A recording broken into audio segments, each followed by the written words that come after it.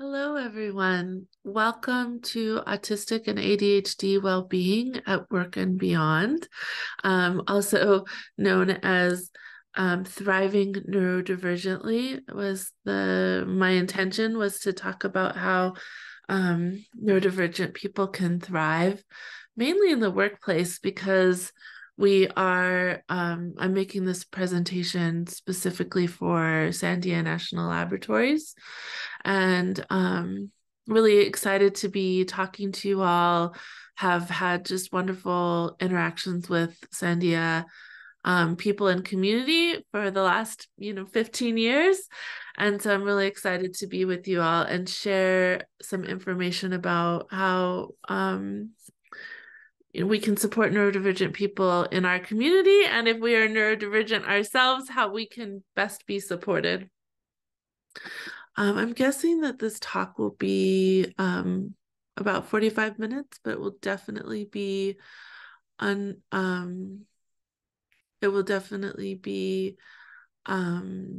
an hour. And you'll notice my name is Iviana Rizzo, and I am a licensed therapist here in New Mexico. I've been a therapist for about 15 years. And I am neurodivergent. I am autistic, ADHD, and I'm what we call multiply neurodivergent. I also have synesthesia and dyscalculia. So part of my making neurodivergence a special interest was based on lived experience. So you will notice I'm not going to mask too much during this presentation.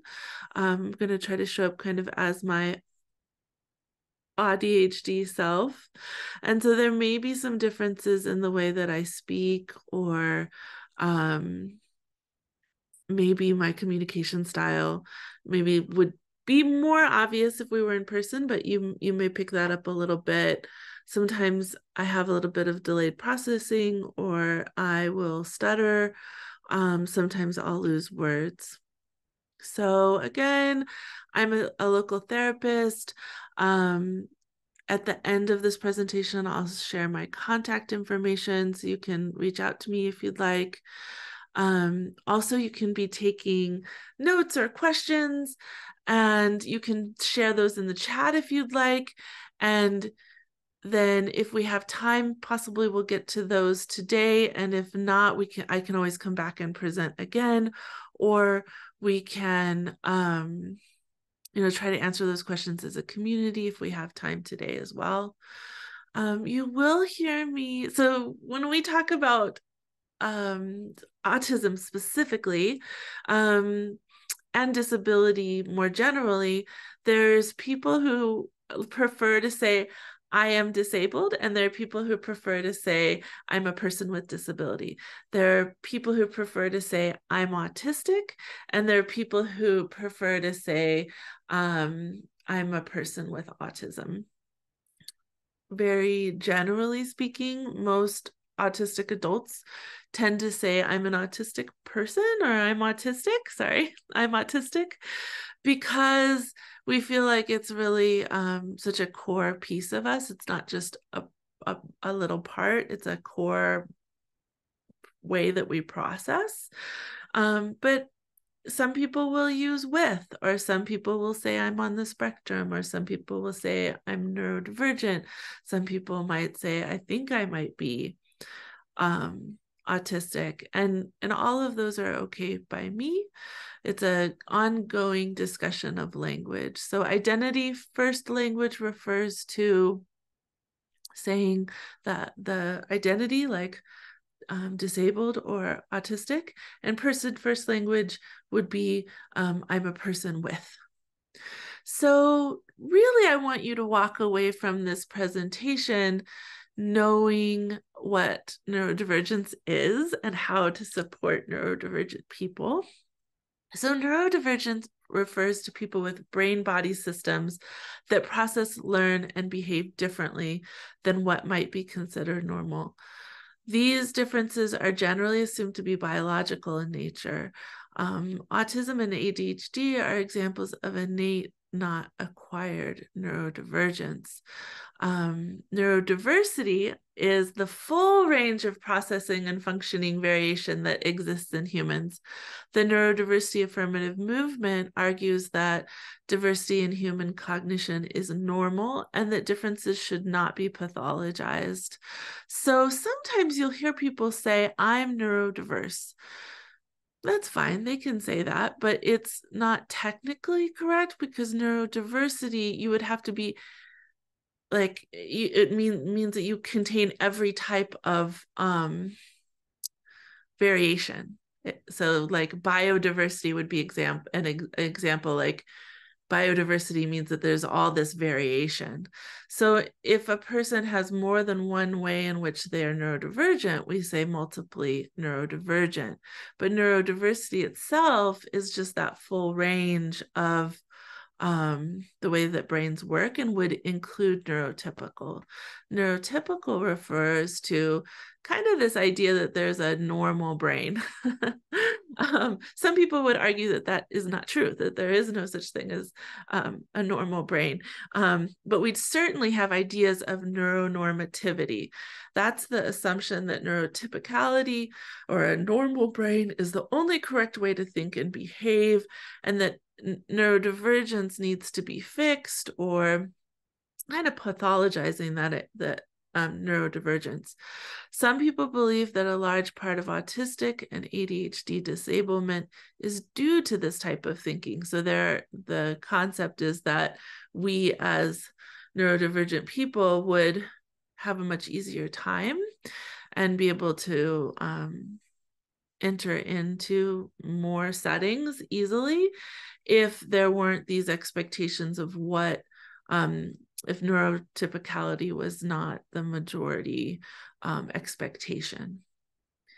When we talk about neurodivergent, when we talk about that idea of neurodivergence, we're not only talking about autism and ADHD. There are many other ways in which the mind-body system can be neurodivergent, but most of the time when we use the word neurodivergent kind of colloquially, we are referring to ADHD or autism.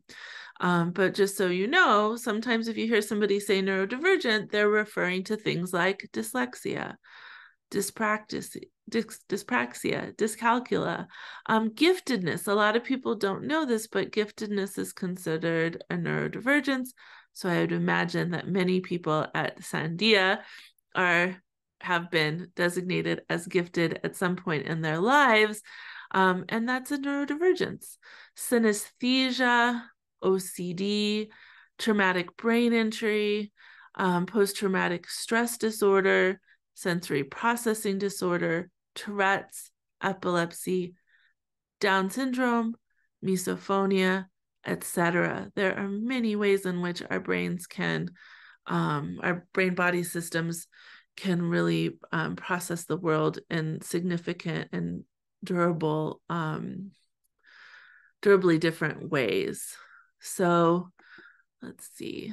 The next thing I wanted to talk about, it has to do with value relativism and double empathy. So let's start with value relativism.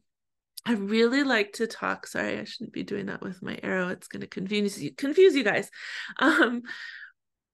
I really like to talk about value relativism when I'm talking about neurodivergent advocacy, when I'm advocating for a better life for neurodivergent people. And that's because so much of what's difficult for neurodivergent people is the idea that they're somehow broken, that there's something about them that needs to be fixed. So value relativism is this idea that there are certain behaviors that in one culture or one setting are considered bad or deficient, but then in another setting or another culture are considered valuable. And so, for example, I like to use the example of in some cultures, it would be very rude to wear your shoes into somebody's house. And then in other cultures, it's very rude not to wear your shoes into somebody's house. Or we can even look at simple things like the color white. In some cultures, the color white has to do with purity and new life. And in some cultures, the color white means death. So if we take this concept of value relativism and we look at being autistic or ADHD versus neurotypical, there are many places where we can stop and say, oh, there's a value within neurotypical society that we make eye contact. But what does eye contact really do? What does it really add value for everyone? Do we need to lock eyes with people in order to show that we're honest? Can we be honest anyway? Or that we care about people, or that we're even listening? I would argue that no, you can be all of those things without making eye contact. In fact, I have blind friends who do all of those things very well. And so in the workplace, if you have neurodivergent people who you're interacting with, starting to ask yourself, when am I judging their behavior or even their experience of this shared space through the eyes of neurotypical values? And we can get into that more in a little while. I always like to discuss neurodivergence within the context of how neurodivergent people experience our worlds. That's a much more accurate way of defining neurodivergence than by how our behavior is perceived by neuronormative gaze. So it's kind of like how anthropologists have been mistaken many times going and looking at a different culture and trying to figure out the behavior from the outside rather than learning about the experience of the actual person. And we will get so much better of an idea, and I think a much more compassionate idea of neurodivergence if we speak with the neurodivergent people themselves, right? And so that's part of what I'm doing today is I'm coming in and I'm giving you the chance to hear a little bit about mental health from an actually autistic person, me. and I do enough work with other neurodivergent people that I think a lot of what I'm sharing here is going to be representative. Now, we do say, like, you've met one autistic person, or you've met one ADHDer, you've met one ADHDer, while our kind of processing differences may come from a similar place, each human being is going to be different. So let's see, the next thing on the slides is medical versus social model of neurodivergence. So that comes actually from disability theory, and the medical model of neurodivergence or the medical model of disability says kind of, how can we fix this person so that they can add value to society? And the social model of neurodivergence or the social model of disability asks the question kind of, how can we work on the environment so that it can we can add value or accessibility for the person. There's also cultural and holistic models of disability that are worth looking into as well if you're interested in theory. Another piece that I wanted to touch on is research into the double empathy problem. And this is such a wonderful, wonderful research study that was done and by Damien Milton, and it's called the double empathy problem. And what they found was, if you take an autistic person and you put them in with a group of non-autistic people, we call them allistic people, that neurodivergent person, that autistic person, is going to be viewed as deficient and maybe like socially deficient. And then if you take that same autistic person, you put them in with a group of autistic people, there is not that same level of perceived deficiency. They're just seen as another person in the room. Now, the interesting part is if you take, when they took allistic people and they put them in a group of autistic people, that allistic person was also seen to be deficient in social and empathy expression. And then when you took the allistic person and you put them in a group of allistic people, there was no deficiency. So, and what we've seen, like the double empathy problem and that whole theory has led to other studies about other parts of being neurodivergent that have also shown, it's not that neurodivergent people are broken, it's just that we need different accommodations, or sometimes it's nice for us to be a neuromajority or be able to decide how things are structured. So you can look that up. It's a pretty interesting study, I think.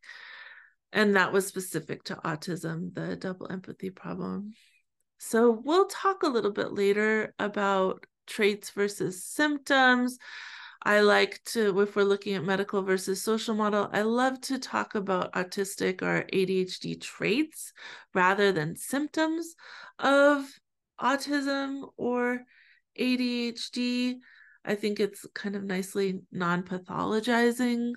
And so you'll hear me, I'll be talking much more about traits than I will be talking about symptoms. Let's see here. Autism and ADHD are quite different neurotypes that share traits. According to research, up to 80% of autistic people are also ADHD. Only about 15 to 20% of ADHDers are autistic.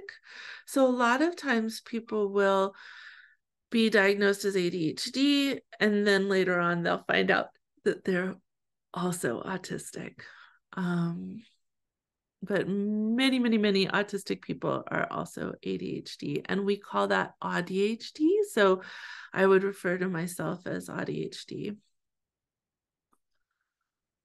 Sometimes people who are ADHD and autistic will be, when they're diagnosed first as ADHD, they don't get identified as autistic because those ADHD traits will kind of cover the autistic traits. So while an autistic person may be less likely to do novel experiences and get out in the world and do a lot of socializing, that ADHD component might really be seeking novelty and experience and dopamine by getting out into the world. And so then you might have a person who goes all day and does a lot of stuff, and then they close the door when they get home and just collapse.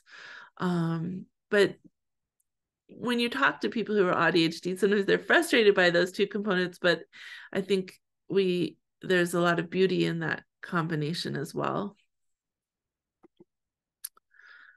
Let's see here. So processing considerations. Examples of autistic and ADHD processing differences. So I really like to think about neurodivergence less about, oh, there's a defect in this person, than the way they process the world is just different. The processing system is different. There's not a bug in the system. Sensory differences. Both ADHDers and autistic people tend to be sensory seeking or avoidant or both. So I can be sensory seeking in that, like, I really like deep pressure, but I can also be sensory avoidant in that I don't like maybe to be tickled, like light touch tickling. Or I can be sensory seeking in that sometimes I really like to hum very loudly. but I don't like the sound. I'm avoidant. I don't like the sound of like somebody eating. Okay. So, and if you have neurodivergent people in your lives, you'll often find that we have very specific likes and dislikes. And that can be something that can be taken into the consideration and accommodation in the workplace. Like, oh, do we need to make sure you have a white noise machine? Do you need earplugs?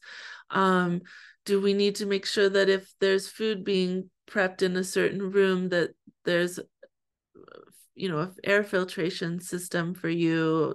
Do people not wear as much perfume?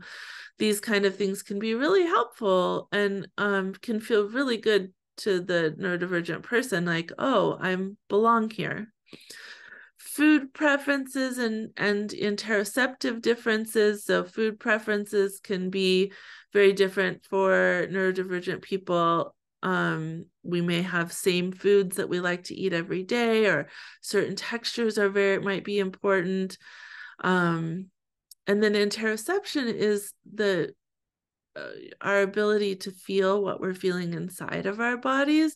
And a lot of times interoception is different for us. Like, we may not feel that we need to go to the bathroom until we have to go to the bathroom really badly, or we may not feel pain in the same way. We may not feel pleasure in the same way. Many neurodivergent people describe not knowing that they're hungry until they're starving. Coordination differences. Many neurodivergent people will have like what we call a spiky skill set. And so that means that if you were to look at our skills kind of as a graph, some of those skills might be really high and some might be quite low. So for example, I have my vocabulary is higher than like 96% of the English speaking population. But then my math skills are extremely low, which is always annoying because people who are like, oh, you're autistic, you should have really good math ability, but I don't. Let's see here.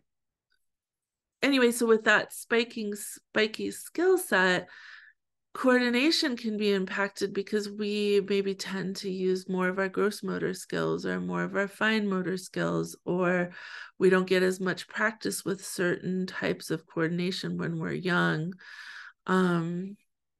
We also tend to have like less predictable development. So you could have an autistic person who starts reading at 3 or 4 years old or something, but are not able to tie their shoes until they're in 5th grade, or is super skilled at math, but has not made friends. Oh no, I have a typo in stimming.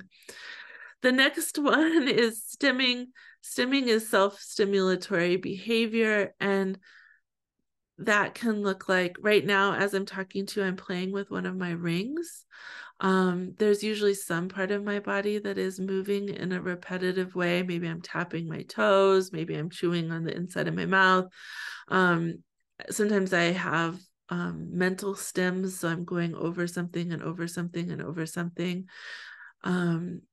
Speech and auditory differences. So many neurodivergent people do need speech services or will need to be tested for auditory processing differences. And that can look like not being able to use vocal speech, or it could look like losing your words sometimes. Sometimes I'll lose speech ability. Sometimes I just lose certain words. Auditory differences can be things like only hearing some of what's said to you or not hearing what's said to you.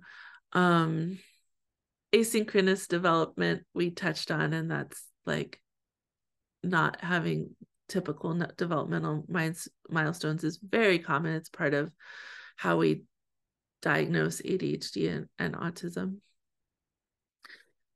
Examples of autistic and ADHD traits as they relate to emotion and energy regulation. So I think, again, this is helpful for those of you who are maybe just coworkers, or maybe you have friends who are neurodivergent, or loved ones, is thinking in terms of, we tend to have to do a lot more work to regulate our energy and our emotions to fit the environment that we're in, because the environment is more synced up with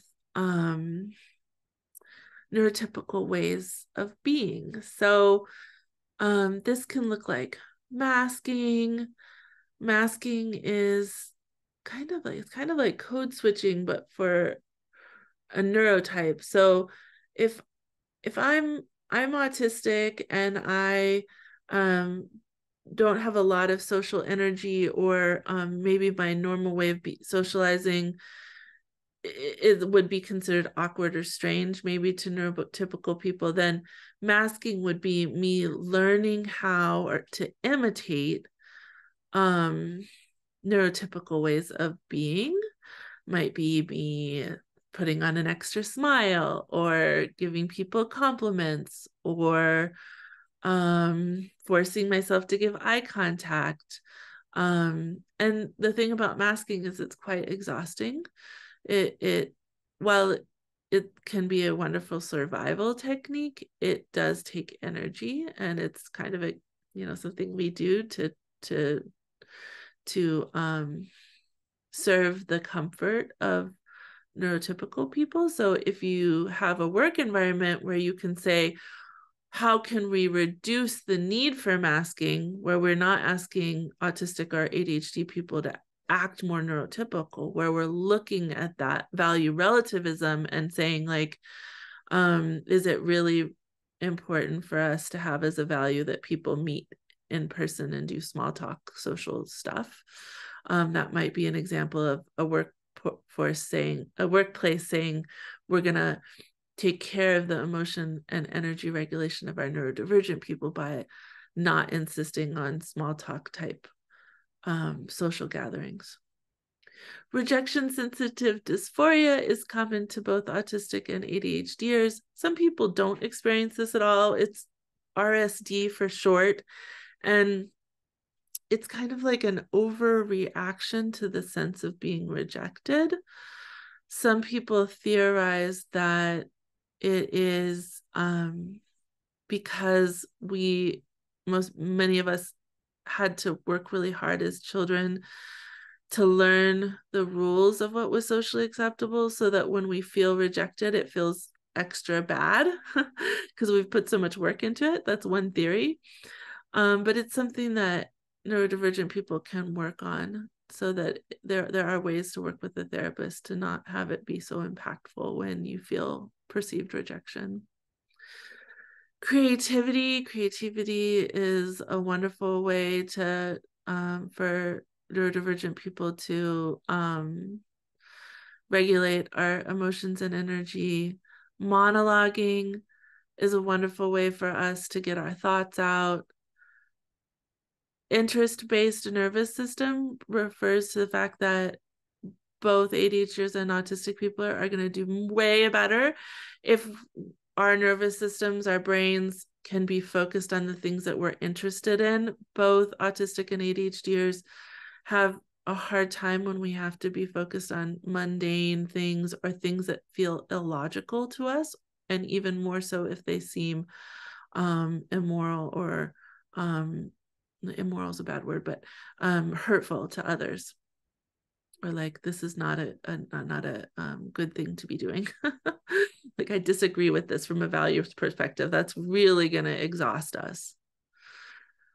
Processing speeds are different. Like I've mentioned before, I'm a delayed processor, so something may happen in a social situation and I may just smile and not really be able to respond, and then later I feel bad about it. Or maybe somebody asks me a question and I take it in, and my speed in responding is much slower than maybe a neurotypical person.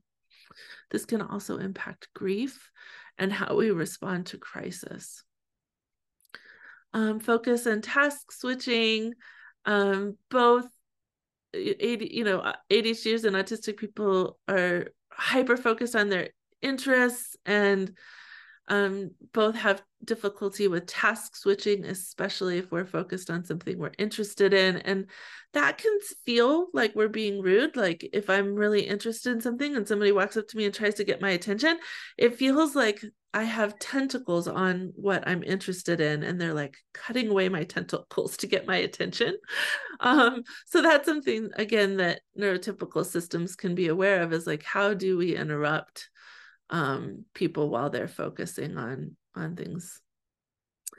Let's see, I think I already touched on stimming, but stimming, that self-stimulatory behavior, is awesome for us, allowing us to move, allowing us to have our little, hand flaps or our claps or our hums, can be really helpful for us for energy regulation and emotional regulation. Letting us have our special interests and passions, letting us really spend time on those and express those. Body-focused repetitive behaviors are actually kind of like the not so helpful, maybe, I don't know, helpful is not the right word, but not so beneficial, always form of stimming. So that could be hair pulling or skin picking. And that we do that, again, to work with energy and emotion, but sometimes that can actually hurt us. Movement needs, especially for ADHDers, are going to need to be able to move. So the work environment allowing for movement is going to be really important. Any energy awareness to prevent meltdown, shutdown, or burnout. So that is another thing that people can work on with a therapist, or you can discuss within the work environment, like, how do you know when you're approaching a meltdown? How do you know when you're approaching a shutdown? And when have you been in such a stressed, hard state that you're getting to burnout? Really important stuff. Social functioning and relational aspects. So this, I think, also, sorry, playing with my arrow again. This also relates to the workplace, right? Like, how do we really invite neurodivergent people into the community? How do we create understanding, acceptance, and celebration of neurodivergent ways of being in the workplace? I have here functioning labels versus individualized accommodations. And this is just a side note that many autistic adults and ADHD adults don't really like the idea of functioning labels. There's this idea that if we refer to an autistic person as having high functioning, then we are really missing their needs. Like, we're ignoring the needs of that they might have. And if we refer to them as low functioning, then we're really kind of ignoring the strengths that they might have. So there's a danger that we wouldn't see the full person.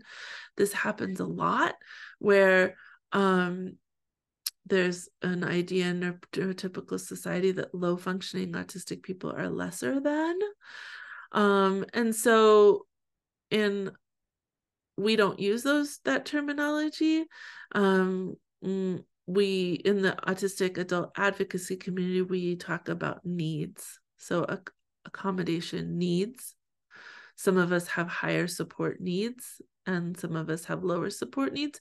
And yet you can't look at somebody and know that. And I think that's a real big mistake that neurotypical people make, is they think, oh, because this autistic person doesn't use verbal speech, then they're not intelligent. They don't have any form of intelligence.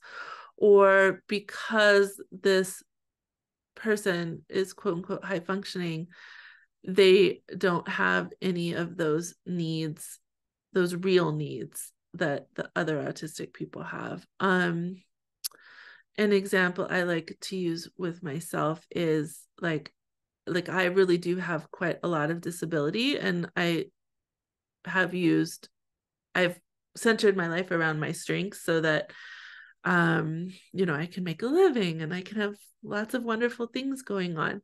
But I have to be really conscious about making sure I make it to the restroom in time because I have those interoceptive problems. And I think a lot of people think of that as more of a quote unquote low functioning or higher needs thing that wouldn't be applicable to somebody who has a master's degree. And then dynamic disabilities. So both ADHD and autism are dynamic disabilities. And what that means is that the level to which we're disabled changes setting to setting or day to day. So you might have somebody who's neurodivergent who can go to a party on one day and socialize and stuff, but then the next day they're totally exhausted and they couldn't do that same thing multiple days in a row without risking burnout. Or 5 p.m. Oh, sorry. Or maybe you have somebody who is able on one day to shower and do all their hygiene things, but then on another day they're not able to. And that gets more into kind of disability theory. Examples of autistic and ADHD traits as they relate to socializing, communicating, and relating. We have webbed hyperconnected thinking, and that's actually shown. We can look at brain scans and see that neurodivergent people have less pruning of synapses, and so we have more like side streets in our brains that go to all different places and show lots of connection than we do like these super highways. And so, that's an interesting thing if you want to read about that. Look at those brain scans. We often have trouble reading neurotypical social cues, and they often have trouble reading our social cues. So a little cross-cultural humility is helpful. Impulse control differences. So we tend to want to do the thing when we're wanting to do the thing. We're quite passionate. Passions, we have deep passions, really wonderful curiosity. I'm sure you all see that at Sandia. Divergent and creative thinking. Many of our great thinkers historically across cultures have been neurodivergent people. If we look back at their traits, it's like, oh, this is clearly somebody who was neurodivergent. Info dumping, which is just sharing all the wonderful information that we've accumulated and we want to give to you. That's a way that we connect with others. We also love to share our interests with others. Story swapping. So you tell me a story from your life and then I tell you a story that feels like it relates to that. Sometimes neurotypical people can see that and think that we're being self-centered or narcissistic because we're telling our own stories, but it's really a way of us sharing something that feels helpful. Interrupting is common for both autistic and ADHDers, although I think many of us have learned to mask that. We often do really well with having defined roles. So we'll do better socializing, or we feel better socializing if we know what our role is, like I'm the helper, or I'm the fixer, or I'm the data person, or I'm the map holder. That can really feel great. Like today I'm here with you all sharing space, and my defined role is presenter and maybe information giver. Scripting, many neurodivergent people will script, and that's where you kind of think ahead of time about what you're going to say, and maybe a little bit more of an autistic trait, but I believe ADHDers also do that. Examples of executive functioning differences. So when we talk about executive functioning differences, a lot of times that's the stuff when neurodivergent kids are identified where the school system or the family system will say there's a problem and this needs to be fixed. And I like to think of these as the administrative tasks, administrative skills of life. I think that's a nice way of looking at it. For many of us, these things feel mundane and boring, and it's difficult for us to try to work on them, but we realize that it's wanted by neurotypical society. So I actually will do my very best if I'm out in nature with nothing to do. Like if you put me in a cabin for a few days out in Jemez, I would be very happy because I could just focus on my special interests and there's no time and appointments that I have to keep up with. And I can really dive deep into what I'm interested in. But then when I come back and I have to be in neurotypical settings with like household chores and work chores, things like working memory, planning, impulse control come into place.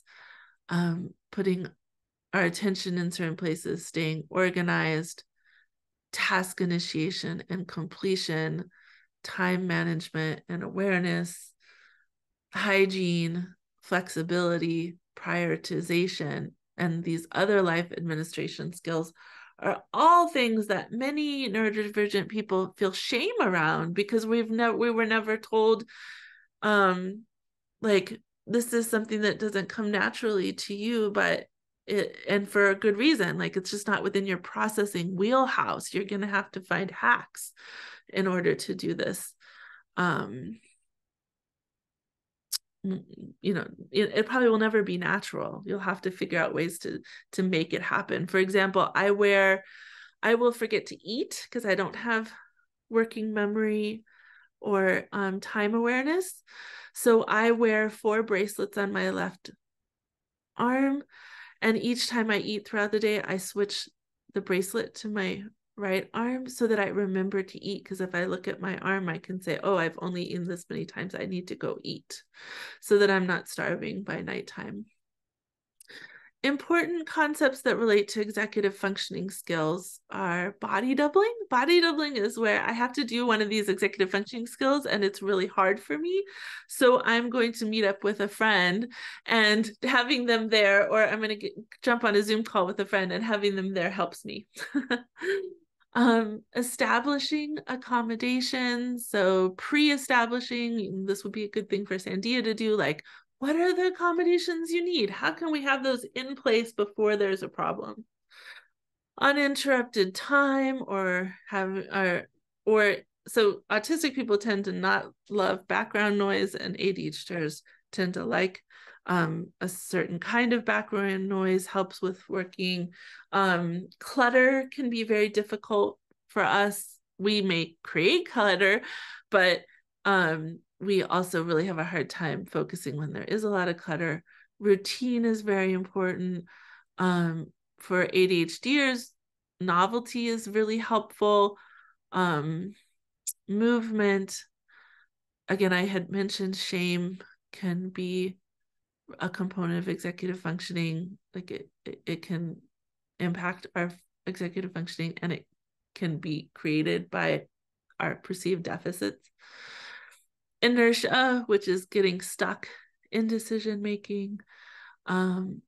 Spoons and emotions. So we talk about spoons as like how much energy you have as a disabled person. And then things like having visual written instructions and reminders can be really helpful versus verbal. So if you're neurodivergent, it definitely would behoove you to try to figure out how you learn best, what your learning style is, and how you retain information so that you can ask for that accommodation of visual written instructions, or maybe you want to have it in a auditory form, or maybe you want to have it in a way that is more physical, like I mentioned, the bracelets.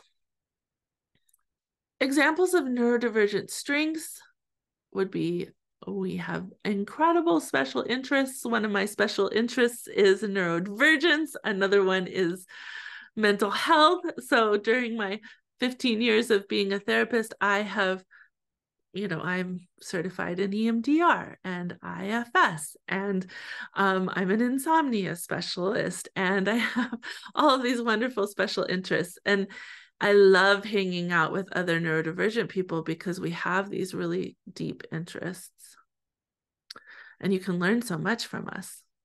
Pattern recognition, also really beautiful trait. And I'm sure you all see this at Sandia with your employees, where it's like, oh, I'm seeing a pattern before everyone else. I'm recognizing a problem or a solution before other people. Empathy, there's a idea that neurodivergent people lack empathy, and I would almost say the opposite. We just express it in different ways. Justice sensitivity is also a big one. And, we haven't talked a lot about intersectionality, but definitely intersectionality, which is the concept that different identities impact how we are able to move through the world and what privilege we have. So being autistic and being a part of another privileged group or another oppressed group is going to impact how we are able to move as autistic people. So people who are autistic and less wealthy, or people who are ADHD and have are victims of racism, etc., like that's going to create, those combination of identities are going to create different circumstances. So while most neurodivergent people there's often this idea that we have increased justice sensitivity. We tend to care about justice over social hierarchy. Privilege and intersectionality still impact us. So it would be a mistake to say all neurodivergent people are just. Stims, I think our stims are beautiful. That's all those little dances and movements I talked about. Our ability to hyper focus, our ability to do research, data collection. We ask great questions. We're outside the box thinkers and solution finders.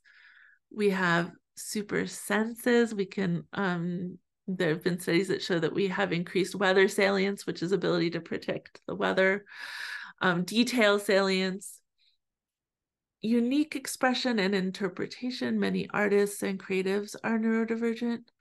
Humor, many comedians are neurodivergent. Puns, not all neurodivergent people love puns, but many of us are good at them. We are systems thinkers. We see the systems and the way everything is connected, which can be overwhelming, but also really beautiful. We tend to be creative and very curious, and we do tend to put integrity over social hierarchy. And obviously that's not true for all of us, right? Like we're all each different people. Let's see. So resourcing for us can be found in occupational therapy. Even neurodivergent adults can do occupational therapy to help with negative traits that don't feel helpful, or to help us with sensory stuff or coordination.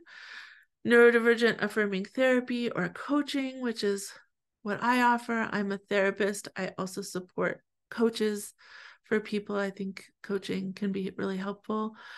Peer groups, nature, exercise, special interests, medication management, especially for ADHDers. Medication management is quote unquote gold standard. Neurodivergent advocacy and community resources. And then I have here book recommendations, podcasts, and then I have another page after this one that I'm not going to put on the YouTube video, but it's because it's only local New Mexico resources. Well, actually, maybe I will put those. I'm going to put those anyway, because I know some of you are from Sandia and not able to be in person. So my practice is here at the top. I'm playing with the arrow. And all of these resources are also queer affirming, LGBTQIA plus affirming. So if you had questions about them, and I would also say all of these resources are more focused on anti-racism and anti-oppression as well.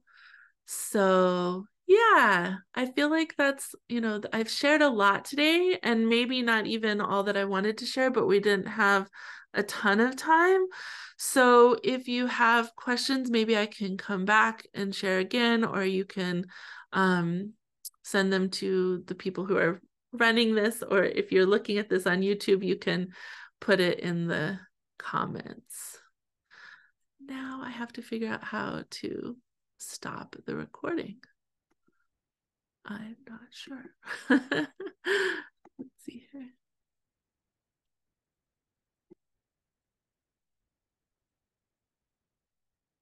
All right. There we go. There's the stop button. All right. Thank you, everyone. I really appreciate your time today.